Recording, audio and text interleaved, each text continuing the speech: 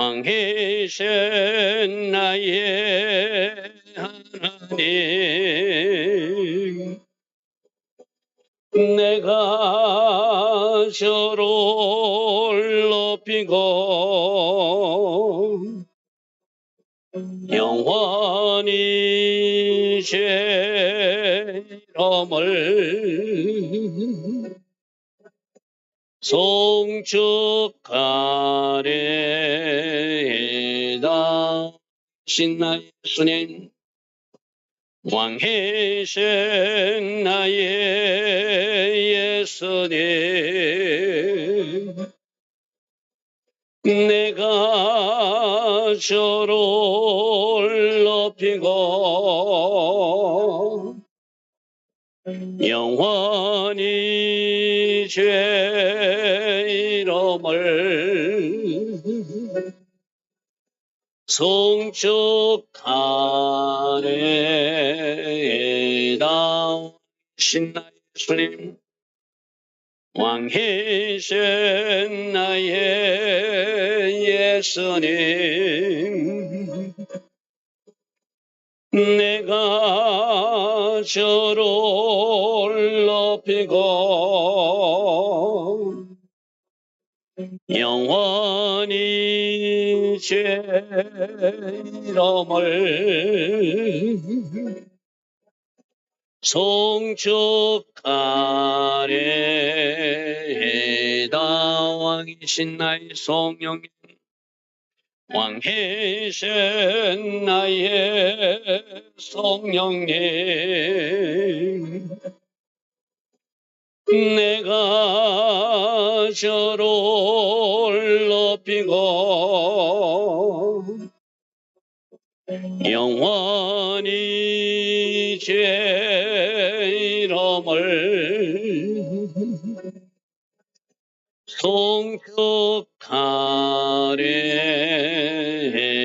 송축하리이다. 좋으신 아버지 하나님, 오늘도 우리에게 새벽 은혜 주시고 하나님 은혜 가운데 새벽 전에 올라와서 하나님을 예배하게 하시니 주님 감사합니다. 이 한 시간이 하나님을 예배하는 시간일진데 우리 마음과 정성을 다 모으는 시간 되게 하시고 하나님 기뻐하신 시간들로 오늘 하루도 채워나갈 수 있도록 결단하는 시간 되게 하옵소서. 오늘도 하나님 계획하신 아름다운 그 계획들이 이루어질 줄 믿사옵고 예수와 하마시아 이름으로 감사하며 기도드리옵나이다. 아멘. 오늘도 새벽에 일어나 하나님을 예배하는 여러분들을 축복합니다. 자, 오늘은 사무엘하 5장입니다. 드디어 하나님이 계획대로 온 이스라엘 왕이 되는 다윗의 이야기입니다. 자, 사무엘하 5장 1절부터 보겠습니다. 이스라엘 모든 지파가 헤브론에 이르러 예전에는 유다족 속의 왕이었어요. 그죠? 유다족 속의 왕이었는데 이제 모든 12지파들이 다 헤브론으로 찾아와서 우리 왕이 되어 달라고 기름 붓고 그런 의식을 거행하는 장면입니다. 이스라엘 모든 지파가 헤브론에 이르러 다윗에게 나와 이르되 보소서 우리는 왕이 한 골육입니다. 우리는 한 형제이지 않습니까? 한 나라이지 않습니까? 하나의 나라야 되는데 우리가 분리되어 있었습니다. 이제 우리 왕이 되어 주십시오. 이런 말이죠. 그죠? 하나님의 계획대로 하나님이 하신 그 계획대로 이루어지는 모습입니다. 전에 그 사울이 우리 왕이 되었을 때에도 이스라엘을 거느려서 출입하게 하신 분. 이 뭐죠? 사울이 왕일 때도 골리앗을 물리치고 또 군대 장관으로서 전쟁에 나가서 승리하고 하는 지도자 역할을 했던 그 일도 하나님께서 하게 하셨다. 여호와께서도 왕에게 말씀하시기를 네가 내 백성 이스라엘의 목자가 될 것이다. 목자는 뭐 하는 것이죠? 양들을 돌보는 사람이죠. 그러니까 이스라엘 백성들을 다스리기도 하지만 왕으로서 통치도 하지만 잘 돌보는 그 아버지 역할을 하게 될 것이라고 말했습니다. 그리고 다윗이 이스라엘 주권자, 통치자가 되리라고 말씀하셨습니다. 두 가지죠. 한 나라의 지도자는 그 백성을 통치하고 그 백성을 다스리는 어떤 기능도 있지만 그 백성을 잘 보호하고 양육해야 될 그런 목자와 주권자가 되리라 말씀하신 대로 이제 우리들이 목자가 되어주시고 이제 우리들의 주권자가 되어주십시오 하는 이야기죠. 자, 3절입니다. 이에 이스라엘 모든 장로가 헤브론에 이르러 왕에게 나오매. 이스라엘 모든 지파는 모을 수 없겠지만 각 지파별로 장로들, 지도자들이 나왔겠죠. 그죠? 나오매 다윗 왕이 헤브론에서 여호와 앞에 그들과 언약을 맺고 그들이 다윗에게 기름을 부어 이스라엘 왕으로 삼았다더라. 할렐루야 아멘. 그래서 다윗에게는 세 번의 기름 부음이 있었어요. 15살 때 사무엘로부터 네가 장차 왕이 될 것이다 라는 기름 부음을 받았어요. 그죠? 그리고 30살 때 헤브론에서 5절에 보니까 헤브론에서 7년 6개월 동안 유다를 다스렸다듯이 지금 그러니까 7년 6개월이 지난 시점이 지금 온 이스라엘 왕이 되는 시점이고 30살 때 헤브론에서 유다 지파의 왕으로 기름 부음 받았죠.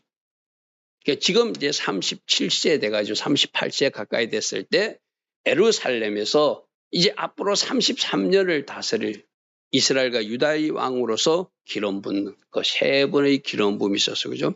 첫 번째 기름 부음을 받고 15년 동안 하나님의 어떤 약속은 있었지만 이루어지지 못하는 때 골리앗을 물리치고도 10년 동안 도망 다녀야 되고 죽음의 위기를 겪었다가 이제 15년 만에 유다 지파의 왕이 되었다가 그로부터 7년 6개월이 지나서 이제 온 이스라엘 왕이 되는 이것이 하나님이 당초 디자인하신 대로 하나님이 계획하신 대로 다윗이 왕이 세워지는 모습이죠.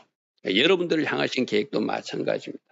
하나님 쪽에서는 계획이 있고 하나님 쪽에서는 지금도 이루어 가시는데 그 계획들이 하나님 때에 반드시 약속의 말씀대로 이루어진다. 그죠? 근데 가는 여정에는 어려움도 있고 핍박자도 있고 힘듦도 있지만 하나님께서 계획하신 일이기에 안티 세력들, 반대자들, 적그리스도 영들이 그 하나님의 사람들을 공격도 당하지만 하나님께서는 반드시 그 계획을 이루어 가시는데 우리 기도와 우리 순종과 우리 믿음을 동력 삼아서 그렇게 이루어 가시죠. 자, 6절입니다. 왕과 그의 부하들이 예루살렘으로 가서 자 이제 예루살렘에 주목해 봐야 되거든요. 지금도 예루살렘이 이스라엘 수도잖아요. 저 예루살렘에 대해서 많은 학자들은 그렇게 이야기합니다. 하늘의 예루살렘을 그대로 이 땅에 세우는 도시가 이 땅에 저 이스라엘에 있는 예루살렘이다. 그래서 저 예루살렘은 하나님이 주시기로 약속했지만 여호수아 시대 때 그 예루살렘을 온전히 점령하지 못하고 여부서 족속들이 그 땅을 차지하고 있었거든요. 비로소 다윗 왕 때 와가지고 그 하나님이 주신다고 한 가나안 땅 중에서 저 예루살렘 땅을 다윗 왕이 차지하게 하신 하나님. 오랜 시간이 걸렸죠. 그죠? 하나님이 약속하시고 그 땅을 주신다고 약속했지만 그 약속의 땅을 취하지 못하고 그들이 여부서 족속이 계속 머무르게 내버려 두다가 이제 다윗 시대가 와서 남유다와 온 이스라엘 통일 수도도 필요한 새로운 어떤 새 출발이 필요할 때 수도를 옮겨서 뭔가 새 일을 시작할 때 새로운 수도가 필요한 것을 하늘의 예루살렘 그 모형으로 삼은 이 땅의 예루살렘으로서 하나님께서 그 일을 하게 하시다는 것이죠. 그죠? 그래서 여부서 사람을 치려고 할 때 그 사람들이 다윗이 이제 우리가 여태까지 이 여부서 지역을 차지하고 있었는데 너희가 결코 이리로 들어오지 못할 것이다. 맹인과 다리 저는 자도 앞 못 보는 사람과 다리가 불편한 사람도 너희를 물리칠 것이다. 자기들은 굉장히 교만하다고 그럴까요? 오만하다고 그럴까요? 우리가 여태까지 차지한 이 예루살렘 성을 다윗성을 우리가 빼앗기지 않을 것이다. 그 예루살렘 실제로 가보면 굉장히 높은 지대에 있거든요. 높은 지대에 있으니까 그것을 마치 성벽을 성을 점령하러 가듯이 그 지역을 올라간다는 것은 굉장히 힘든 이치니까 자기들도 너희들이 감히 이 성은 빼앗지 못할 것이다. 우리가 안 못 보는 맹인들도 막아낼 수 있을 것이고 다리정은 장애인들도 막아낼 수 있을 것이다. 그렇게 오만한 소리를 했다는 것입니다. 그래서 그들 생각에는 다윗이 이리로 올라오지 못할 것이다. 자, 여러분, 사람의 생각은 안 된다고 하지만 하나님이 그 땅을 주실 계획이면 그 땅은 하나님이 사람이 차지하게 하시는 것이 하나님의 계획이잖아요. 다윗은 예전에 여호수아 시대 때 차지했던 그 땅을 여태까지 차지하지 못하고 지지부진하게 끌고 있던 그 땅을 내가 차지하는 그 사명감으로 그 예루살렘을 치러 올라가서 드디어 그것을 차지해서 그 시온 산성을 뺏은 이야기가 실제로 이어졌습니다. 다윗이 시온 산성을 빼앗았으니 이는 다윗성이라. 지금도 이스라엘에 가보면 예루살렘의 그 다윗성 성각, 여러분 아마 성지순례 갔다 오신 분은 보았을 것입니다. 그리고 지금도 그 다윗성을 발굴하고 있는 그 현장을 아마 여러분들 보고 계실 것입니다. 그죠? 그래서 그 여부수 족속들이 거하던 그 산성을 빼앗아서 다윗성이라 칭하고 시온 산성이라 칭해서 그들이 그것을 차지하게 됩니다. 자, 그런데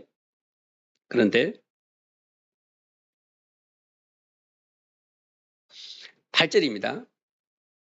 8절. 그날에 다윗이 이르기를 누구든지 여부수 사람을 치거든 물 깃는 대로 올라가서, 그러니까 그 사람들이 성벽을 잘 구성하기 위해 때문에 그 올라가기 힘들다는 거예요. 그런데 다윗이 생각하는 것은 이것은 하나님 주신 지혜와 전략이겠죠. 물 깃는 대로고 수로가 난 지점이 있는데 그 수로를 타고 올라가면 점령할 수 있을 것이다. 하나님이 사람들은 하늘의 지혜로 살아야 되거든, 그죠? 내 생각과 내 전략이 아니라 늘 하늘에서 부어지는 기름 부음으로 하늘의 전략으로 이 다윗이 생각할 때 이거 어떻게 하면 될 것인가? 저 수로를 타고 올라가서 점령하면 되겠구나 해서 다윗이 올라가서 치라 명하는데 다윗이 그렇게 망했다는 거예요. 저들이 맹인도 지킬 것이고 다리 저는 자도 지킬 것이라 했으니 내가 미워하는 저 다리 저는 자들 저 맹인들을 치라고 다윗이 명령했다는 거예요. 그 쉽게 말해서 오만한 자들이 버티고 있을지라도 그들을 공격하라 명령하니까 점령되었다는 것이죠. 그죠? 그래서 이르기를 맹인과 다리 저는 사람은 집에 들어오지 못하리라. 결코 너희들은 이제 이 왕궁에 이 다윗성에 들어오지 못할 것이다. 그런 속담이 있었다는 것입니다. 그래서 9절 다윗이 그 산성에 살면서 다윗성이라 이름하고 지금도 예루살렘 성지순례 가면 다윗성 성지순례를 하게 되죠. 다윗이 밀로에서부터 안으로 성을 둘러싸서 성벽 공사를 하고 단단하게 이제 새로운 통일 수도 예루살렘을 잘 건설해 나갔는데 10절 만군의 하나님 여호와께서 함께 하시니 다윗이 점점 강성하여 가니라. 자, 10절에 우리가 오늘 주목해야 됩니다. 그죠? 10절에 주목해야 된다. 하나님이 함께 하시는 사람은 점점 강하여져 간다. 자, 여기서 사울 가문을 우리가 비교해 봐야 되겠죠.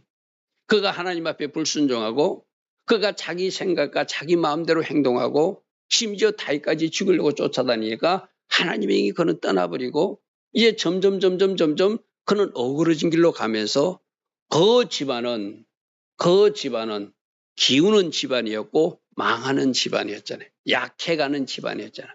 왜 이렇게 되죠? 하나님이 떠나시니까, 하나님이 함께하지 않으시니까 사울도 비참하게 전쟁터에서 죽고 새 아들도 죽고, 우리가 어제 살펴본 대로 그 아들 이스보셋은 또 자기들 나름대로 하나님 정부를 세웠지만 그도 반역자들에서 죽임을 당하고, 이제 머비보셋이라고 하는 다리 저는 그 요나단 아들이 삼아있는 그런 어떤 아주 약해지는 가문이 하나님이 함께하지 않는 사울 가문이라면, 하나님이 함께하시니 다윗은 점점 강하여져서 그 나라가 강한 나라, 그 나라가 부유한 나라, 그 나라가 번성한 나라가 되어가더라는 것이죠. 그래서 오늘 아침 우리가 꼭 붙들 것은 진짜 내가 하나님과 함께하리라, 하나님과 동행하는 삶을 살리라, 내가 하나님 앞에 순종하고 하나님 앞장서고 나가서 승리 삶을 살리라, 이런 결단을 하는 사람들이 오늘 우리 삶에서도 승리하는 자들이거든요. 승리하는 사람들이거든요.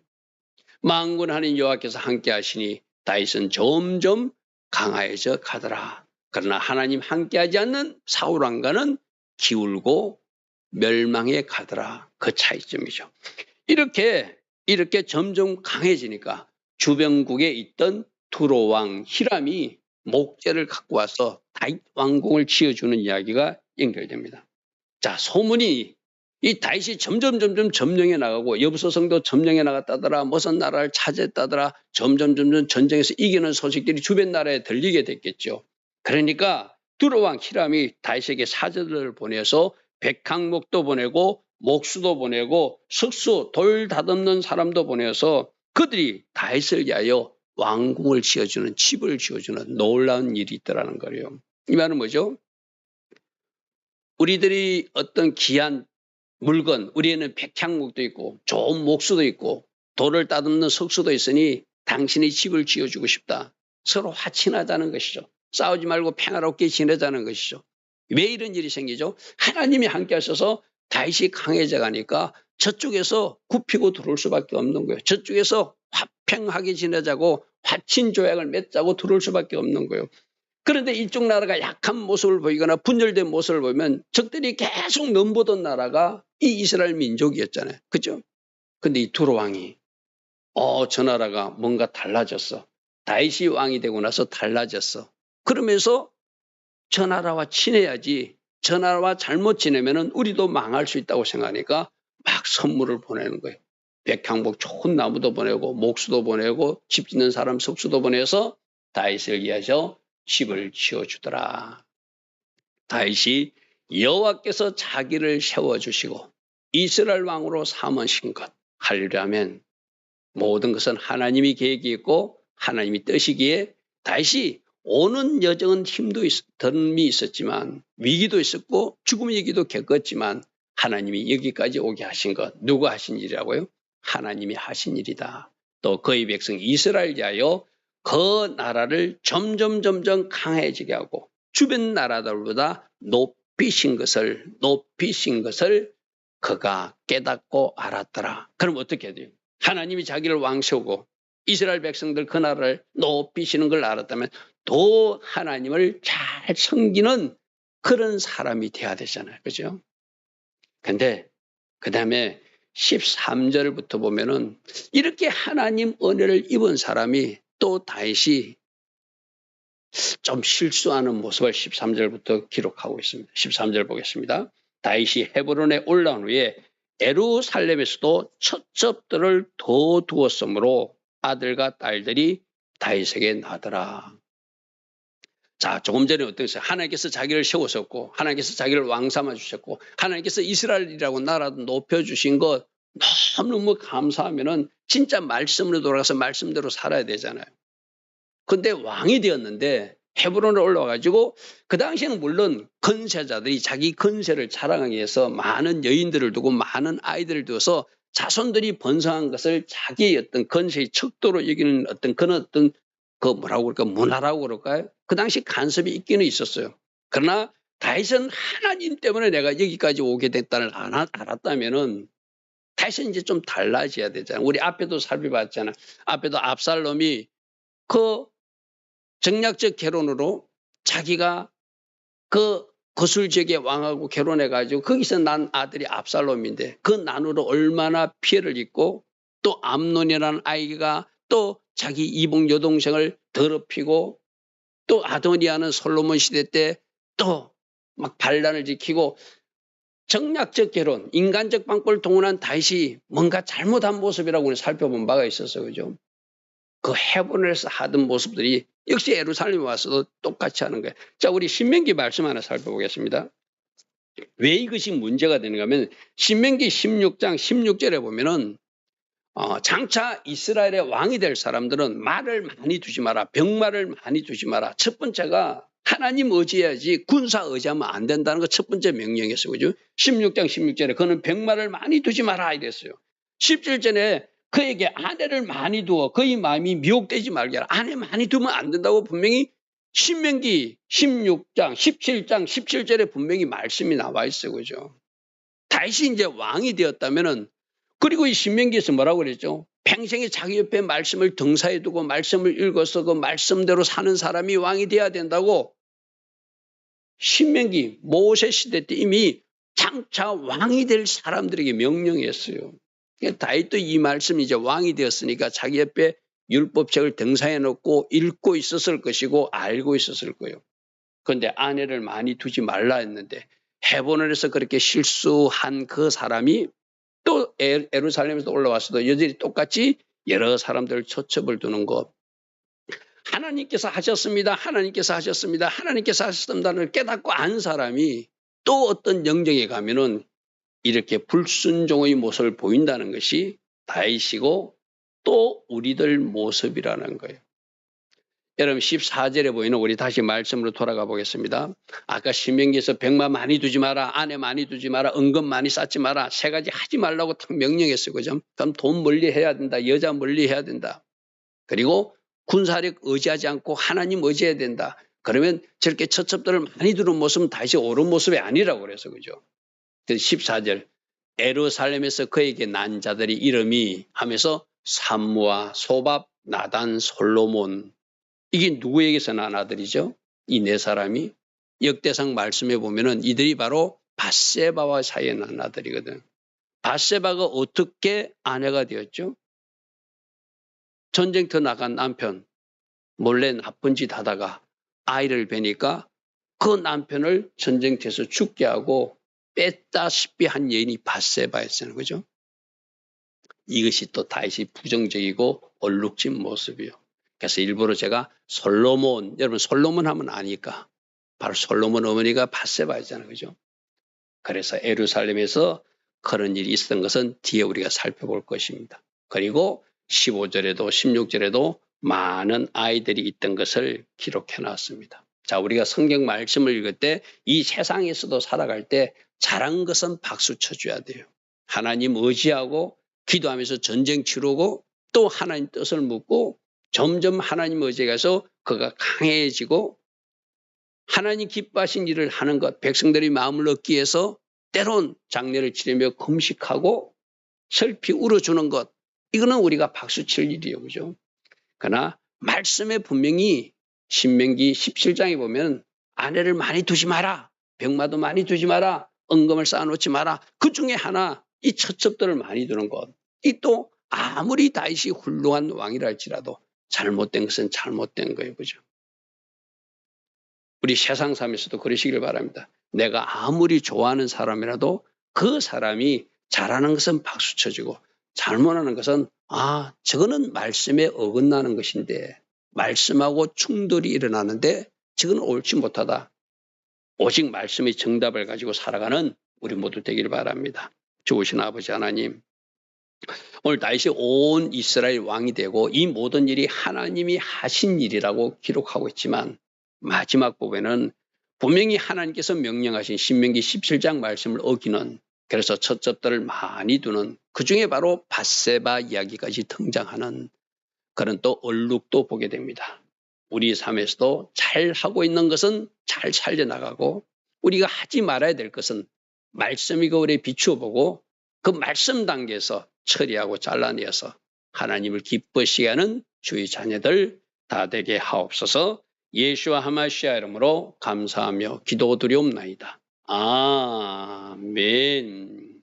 지금은 우리 주 예수 그리스도의 크신 은혜와 하나님 아버지의 영원하신 사랑과 성령 하나님, 오늘도 우리에게 성령 충만의 복을 내려주시는 그 은혜와 예수 그리스도의 크신 은혜조차 이 새벽에 일어난 모든 사람들에게 임하게 하시는 그 역사가 오늘도 새벽에 일어나서 예배하고 검예배로 영광 돌리는 모든 이들에게 지금부터 영원토록 영원히 함께하여 주시기를 간절히 축원하옵나이다.